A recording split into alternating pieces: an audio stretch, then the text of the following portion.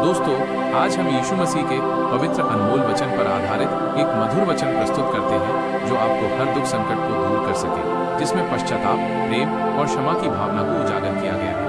तो चलिए शुरू करते हैं, लेकिन इससे पहले कृपया आप हमारे YouTube चैनल को सब्सक्राइब करें। धन्यवाद। जय यीशु। इन बातों के पश्चात यहोवा को यह वचन दर्शन में अब्राम के पास पहुंचा कि हे अब्राम, मत डर, तेरी ढाल और तेरा अत्यंत बड़ा फल मैं हूँ। 2 अब्राम ने कहा, हे प्रभु यहोवा, मैं तो निर्वंश हूँ और मेरे घर का वारिस ये दमिश्की एलीएजेर होगा, सो तू मुझे क्या देगा। 3 और अब्राम ने कहा, मुझे तो तूने वंश नहीं दिया और क्या देखता हूँ कि मेरे घर में उत्पन्न हुआ एक जन मेरा वारिस होगा। 4 तब यहोवा का ये वचन उसके पास पहुंचा कि ये तेरा वारिस न होगा, तेरा जो निज पुत्र होगा वही तेरा वारिस होगा। 5 और उसने उसको बाहर ले जाके कहा, आकाश की ओर दृष्टि करके तारागण को गिन, क्या तू उनको गिन सकता है। फिर उसने उससे कहा, तेरा वंश ऐसा ही होगा।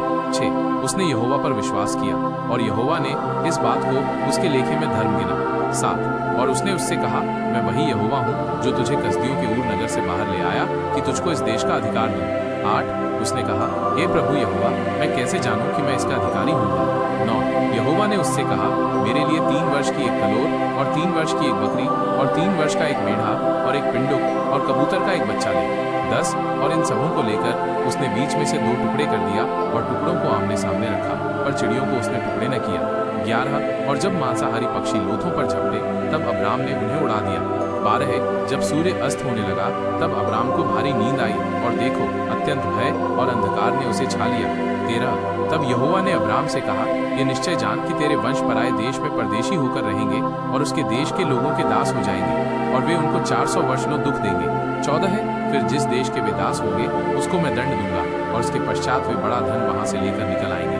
15 तू तो अपने पितरों में कुशल के साथ मिल जाएगा, तुझे पूरे बुढ़ापे में मिट्टी दी जाएगी। 16 पर वे चौथी पीढ़ी में यहाँ फिर आएंगे, क्योंकि अब तक एमोरियों का अधर्म पूरा नहीं हुआ। 17 और ऐसा हुआ कि जब सूर्य अस्त हो गया और घोर अंधकार छा गया तब एक अंगीठी जिसमें से धुआं उठता था और एक जलता हुआ पलीता देख पड़ा जो उन टुकड़ों के बीच में से होकर निकल गया। 18 उसी दिन यहोवा ने अब्राम के साथ यह वाचा बांधी कि मिस्र के महानद से लेकर परात नाम बड़े नद तक जितना देश है, 19 अर्थात केनियों, कनिजियों, ककोनियों, 20 हित्तियों, परिजियों, रपाइयों, 21 एमोरियों, कनानियों, गिरगाशियों और यबूसियों का देश मैंने तेरे वंश को दिया है।